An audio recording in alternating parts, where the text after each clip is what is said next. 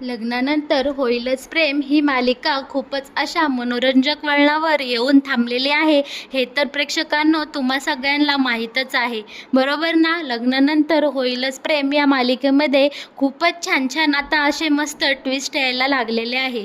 आता तर काय, इकडे आता नंदिनी आणि काव्याच्या चोरोटीच्या कार्यक्रमाची इकडे मैफिलच जमलेली आहे. पण प्रेक्षकांनो, मालिकेत आता एक नवीनच छान असा ट्विस्ट आपल्याला पाहायला मिळणार आहे.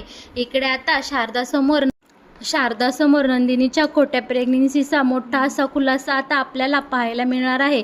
मालिका खूपच मनोरंजक वळणावर येऊन थांबलेली आहे प्रेक्षकांनो, बरं का. आता इकडे आता देशमुखांच्या घरात नंदिनी आणि काव्याची चोरोटी कधी भरायची आणि ती चोरोटी कशी भरायची, कसं डेकोरेशन करायचं, आपण आता काय करूयात, अशा विचारांची मोठी अशी मैफिल जमलेली असते.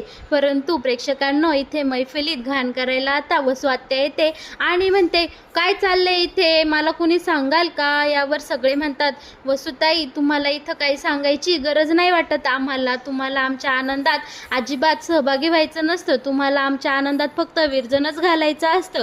यावर वसू आत्या म्हणते, का, काय झालं, मला कळेल का इथं नक्की काय चाललंय.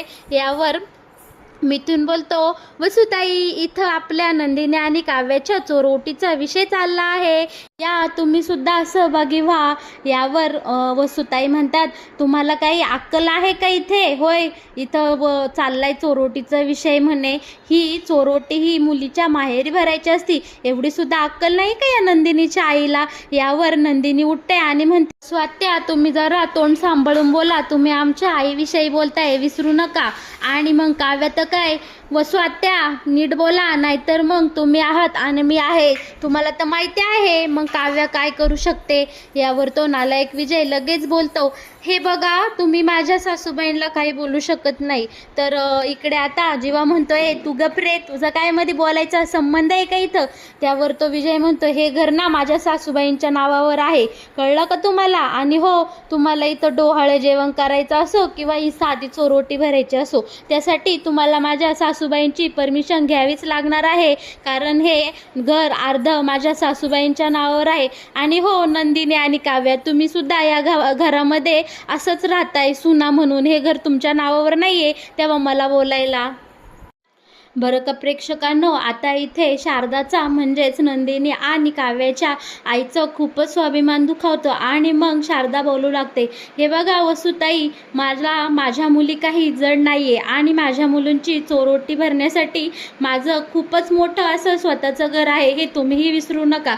पण तुम्हाला इथे त्यांची खूपच हौसमौस करावीशी वाटते म्हणून मी इथे आले होते, नाहीतर मला माझ्या मुली अजिबात जड नाही आहे, जे काही आहे ना ते आमच्या तिन्ही मुलींचंच आहे आणि तुम्हाला तर माहिती आहे आमच्याकडं काय आहे आणि काय नाही.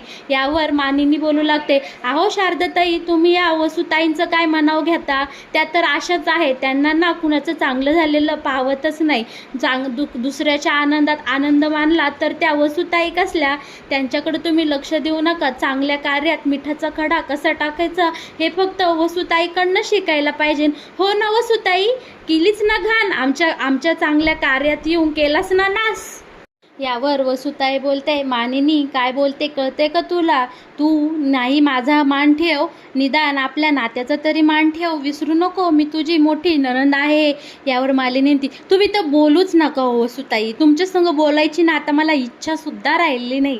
यावर वसुताई म्हणते, नको बोलू जा, नाहीतरी तुला आता माझ्या संग बोलायला आवडतच नाहीये, खूप बदलली हा मानिनी, तू खूप बदलली, अशी नव्हती तू, आपल्या दोघींचं नातं तर असं अजिबात नव्हतं, तू आता खूप बदलली आहेस.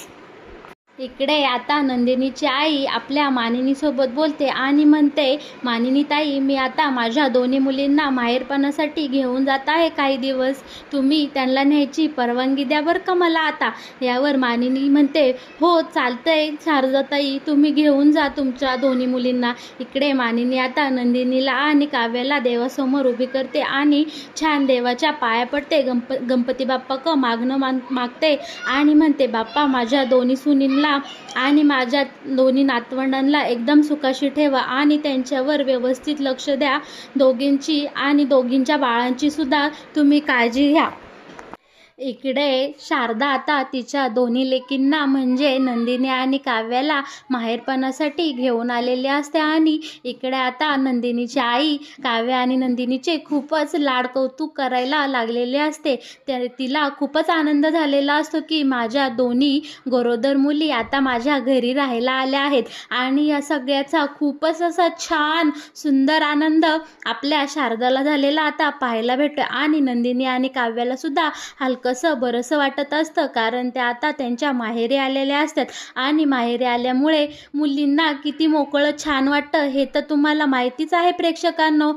बरं का प्रेक्षकांनो, मुली माहेरी आल्या तरी त्यांचं मन सासरी नक्कीच धाव घेत असतं त्यांच्या नवऱ्याकडं. तसं इकडे आता नंदिनी आणि काव्याचंही झालेलं असतं.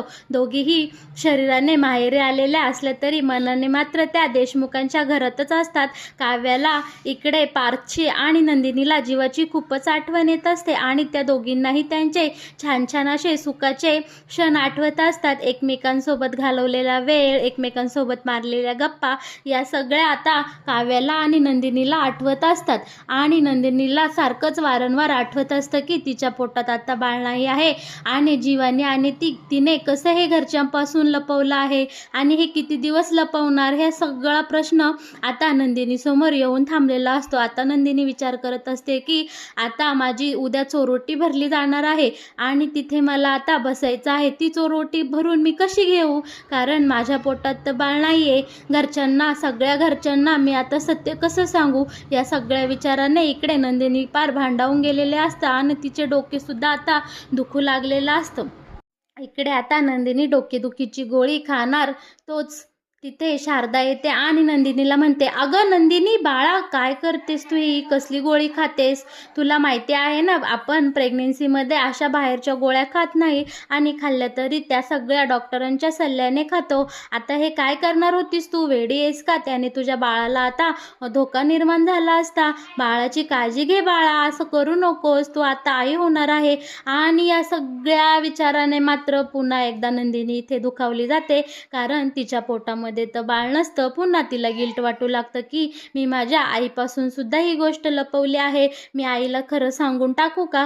पण इकडे नंदिनीची मात्र आईला खरं सांगण्याची अजिबात हिंमत होत नाही. अखेरीस नंदिनी आता झोपून जाते आणि दुसरा दिवस उगवतो, तो म्हणजे काव्या आणि नंदिनीच्या चोरोटी भरण्याचा. आता इकडे काव्या सकाळच्या बारी चिडचिड करायला लागलेली असते आणि आरडाओरड करू लागलेली असते. तेव्हा नंदिनी बोलते, काय झालं बाळा काव्या, कशाला चिडचिड करतेत, कशाला ओरडतेत? यावर काव्या बोलती, ताई बघ ना, त्या देशमुखाच्या बोक्याने साधा मला मेसेजसुद्धा केला नाही कालपासून मी इकडं आलेत, कशी आहे कशी नाही, मला तर खूपच राग आलेला आहे. यावर नंदिनी हसू लागते, बोलते, अगं तुझा अभ्यास व्हावा, तुला शांत झोप लागावी म्हणून पार्थनी कॉल नसन केला. तू ना काव्या सारखी चिडचिड करत असते पार्थवर. आता यावर शारदा येते आणि शारदा म्हणते, मुलींनो झाली का झोप व्यवस्थित, चला आता पटापटा आंघोळ करून घ्या आणि छान फ्रेश व्हा आणि लगेच तयारीला लागा बरं का, देशमुख मंडळी येतच असतील. आज तुमची चोरोटी भरण्याचा छान असा कार्यक्रम करायचा आहे आपल्याला आपल्या घरी, सुंदर असं. आणि हो, ते डेकोरेशनवाली माणसंसुद्धा आता येतील. एवढ्या चला चला उठा, लवकर तयार होऊन घ्या बरं मुलींनो. आता काव्या आणि नंदिनी छान तयार व्हायला जातात आणि नंदिनी तिच्या लाडक्या काव्याला इतकी सुंदर तयार करते आणि दृष्टच काढते. म्हणते की माझी काव्या आज खूपच गोड दिसते आणि हो, प्रेग्नेन्सीचा ग्लो आलाय बरं का काव्या तुझ्या चेहऱ्यावर. यावर काव्या म्हणते, माझी नंदिनी ताई काही कमी नाही बरं का, अजूनही कसली क्यूट दिसते. आणि हो, आता तुझ्याही चेहऱ्यावर हळूहळू प्रेग्नेन्सीचा ग्लो येईल बरं का ताई. आणि मग काय, नंदिनी हो म्हणते आणि काव्याला छान स्माईल देते आणि काव्याला म्हणते, काव्या आता तू खाली जा, मी इकडे तयार होते. आणि नंदिनी इकडे तयार होण्यासाठी जाते. आणि बरं का प्रेक्षकांनो, नंदिनी तिचं खोटं पोट तिथंच बेडवर काढून ठेवते. आणि प्रेक्षकांनो, आता मालिकेत येणार आहे एक नवीन वळण. प्रेक्षकांनो, नंदिनी तयार व्हायला जाते तेव्हा तिथे आता जीवा येतो आणि जीवा म्हणतो की नंदिनी झाली का तयार? वा, छान दिसत्या. आणि हो नंदिनी, तुझं पोट कुठे ते खोटं लावलंय ना तू, आणि ते नक्की लावून घ्या. आणि मग आता काय, नंदिनी गडबडते आणि नंदिनी म्हणते अहो जीवा, ते कुठं गेले, तो बेल्ट कुठं गेला, तो तर मी लावलाच नाही आहे, मला तो भेटतच नाही. आणि इकडे जीवा आणि नंदिनी खूपच गडबडतात आणि घाबरतं सुद्धा. नंदिनी म्हणते अहो मी आत्ता इथेच ठेवला होता तो बेल्ट, कुठं गेला? आणि त्यांच्या तिथे आता मागून शारदा येते आणि त्यांच्या पाठीमागं उभे राहते आणि नंदिनीला आणि जीवाला विचारते हा काय प्रकार आहे, हे शोधताय का तुम्ही? यावर नंदिनी आणि जीवा आता खूप घाबरतात आणि शारदा एकटक पाहतच राहतात. यावर शारदा म्हणते नंदिनी, हा काय प्रकार आहे, आता तरी तुम्ही दोघे मला सांगता का, काय विषय आहे हा? तेव्हा जीवा आणि नंदिनी मात्र आता खूपच घाबरलेले असतात, त्यांच्या पायाखालच्या आता जमीनच सरलेले असते. त्यांना शारदाला काय उत्तर द्यावं हे सुचत नाही. यावर जीवा म्हणतो की काही नाही. यावर शारदा म्हणते जीवा, आता मला तुझ्याकडनं खरं ऐकण्याची अपेक्षा आहे. तेव्हा आता नंदिनी आणि जीवा सांगू लागता की आई, माझ्या पोटामध्ये बाळ नाही आहे आणि मी आता गरोदर नाही आहे, कारण की ज्या दिवशी काव्याची पुस्तकं हरवली होती त्या दिवशी माझा ॲक्सिडेंट झाला आणि तिथेच माझा गर्भपातसुद्धा झाला. आता माझ्या पोटात बाळ राहिलं नाही. आई, माझं बाळ मला या जगातून सोडून गेलेलं आहे. आणि नंदिनी आईच्या गळ्यात पडून खूपच मोठ्याने रडू लागते आणि इकडे आता मात्र शारदालासुद्धा तिचं रडू आवरत नाही आणि दोघीही मायलेकी एकमेकांच्या गळ्यात पडून मोठमोठ्याने रडू लागतात. इकडे जीवा फक्त शारदा आणि नंदिनीकडे पाहतच असतो आणि जीवाचेही डोळे भरून आलेले असतात. तेव्हा शारदा म्हणती अगं बाळा, एवढं मोठं दुःख तू पोटामध्ये का बरं साठवून ठेवलं? अगं एकदा तरी आईसोबत बोलायचं होतं बाळा. आई कशासाठी असते? आपल्या दुःखावर फुंकर मारण्यासाठीच असते ना. तेव्हा नंदिनी म्हणती आई, माझ्या मनात खूपदा आलं होतं की तुला सगळं सांगून टाकावं आणि मी तसा प्रयत्नही केला, पण तिथे काव्य होते आणि काव्याच्या चांगल्यासाठीच आम्ही हे लपवलं आहे. हे लपवण्यामागं माझा एक वेगळाच हेतू आहे. ते मी सगळं तुला सांगते नंतर. फक्त मला आता वचन दे की तू एवढ्यात कोणालाही काही सांगणार नाही. आई, तू मला वचन दे. इकडे शारदा आता सुन्न झालेली असते आणि शारदा म्हणते अगं पण नंदिनी, अगं बाळा. इकडे नंदिनी काही शारदाचं ऐकत नाही आणि म्हणते आई, मला काही सांगू नको, तू आत्ताच्या आत्ता मला वचन दे की तू एवढ्यात कोणालाही काही सांगणार नाही. आणि बरं का प्रेक्षकांनो, इकडे नंदिनीची आई नंदिनीचा हात घेऊन नंदिनीला वचन देते की मी एवढ्यात तुझं हे सत्य कोणालाही सांगणार नाही, पण तू जे काही घडलं आहे ते सगळं मला नंतर सांगणार आहेस. यावर नंदिनी म्हणते हो, चोरोटीचा कार्यक्रम होऊन जाऊ दे आई, मी तुला सगळं काही सत्य सांगून टाकते. यावर नंदिनीची आई हो म्हणते आणि ती तिथनं निघून जाते. आता चोरोटीच्या कार्यक्रमाला नंदिनी आणि काव्या खाली आलेल्या असतात आणि दोघी बहिणी इतक्या सुंदर नक्षत्रवाने दिसत असतात की त्यांची सासू मानिनी अगदी दोघींचंही पोटभर कौतुक करते आणि दोघींनाही खूप छान हसून असं स्माईल देते आणि दोघींचीही नजर उतरवते. इकडे आता मिथून काका तर बोलत असतो वाह, काय दिसतात माझ्या दोन्ही मुली, खूपच गोड आहेत. यांना ना वहिनी एक छान गोड मुलगी आणि एक छान गोड मुलगा होणार बरं का. आणि अगदी आपल्या पार्थ आणि जीवासारखे असणार, दोन्ही खोडकर असणार बरं का. ह्या पार्थ आणि जीवाला खूपच त्रास देणार. मिथून मात्र खूपच छान बोलतो आणि सगळं वातावरण एकदम हास्यमय करतो आणि सगळेच खळखळून हसतात मिथूनच्या बोलण्यावर. इकडे मात्र नंदिनीच्या आईचे सारखे डोळे भरून येत असतात आणि तिला खूपच वाईट वाटत असतं की माझ्या नंदिनीच्या पोटात बाळ नाही आहे. पण इकडे आता मानिनी विचारते काय हो, काय झालं शारदाताई, आल्यापासून पाहते तुमचे डोळे सारखेच भरलेले आहे. यावर शारदा बोलते नाही हो, तसं काही नाही. इकडे माझ्या दोन्ही मुली इतक्या छान गोड दिसत आहेत, त्यांच्या सुखाकडे बघून माझे आनंदाने डोळे भरून येत आहेत. बरं का प्रेक्षकांनो, नंदिनी आणि काव्याच्या चोरोटीचा कार्यक्रम देशमुखांच्या घरात छान असा सुंदर पद्धतीने पार पडतो आणि सगळेजण हॉलमध्ये छान गप्पा मारत बसलेले असतात. सगळ्यांचं जेवण होतं, आता निघायची वेळ येते. तेव्हा मानिनी बोलते मग काय शारदाताई, आता माझ्या दोन्ही सुनांना घेऊन जाऊ का? यावर शारदा बोलते, हो हो, का नाही, जा ना घेऊन. पण नंदिनीला राहू दे ना माझ्याजवळ थोडे 2 दिवस. काव्याला हवं तर घेऊन जातो मी. नंदिनीसोबत खूप दिवस झाले गप्पाच मारल्या नाही आणि तिलाही अजिबात आराम भेटला नाही. यावर काव्या बोलते, हो चालते आई, तसंही माझं काही अभ्यासाची पुस्तकं देशमुखांच्या घरी राहिले आहे. मी जाते आता मानिनी आईसोबत. तू आणि ताई राहा इथे आणि छान गप्पा मारा बरं का दोघीही जणी.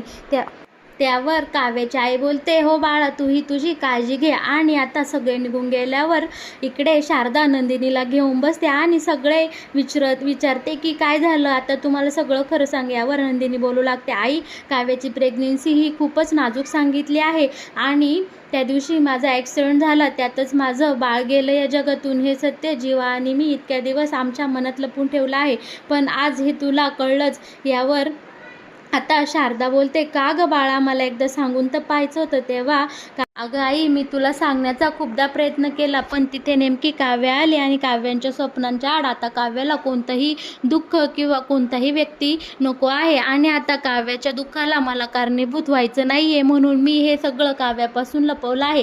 आणि हो आई, तुला देखील हे आता सगळ्यांपासून 9 महिने लपवायचं आहे, कारण 9व्या महिन्यातच काव्याची डिलेव्हरी आणि काव्याचे IASची परीक्षासुद्धा आहे. यावर शारदा म्हणते, मी अजिबात खोटं बोलणार नाही. तुझा होणारी घुसमट आणि त्रास अजून 9 महिने सहन करायची अजिबात मला जमणार नाही.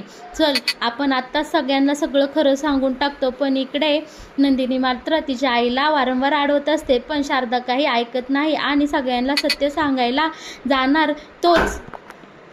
इकडे नंदिनी आता तिच्या आईला शपथ घालते, आई, तुला माझी शपथ आहे, तू अजिबात कोणाला यातलं काही सांगणार नाही. आणि तिथे शारदा थांबते आणि मोठ्याने ढसाढसा रडू लागते की देवा, माझ्या वाट्याला जे दुःख आलं होतं तेच तू माझ्या मोठ्या मुलीच्या वाट्याला घातलात.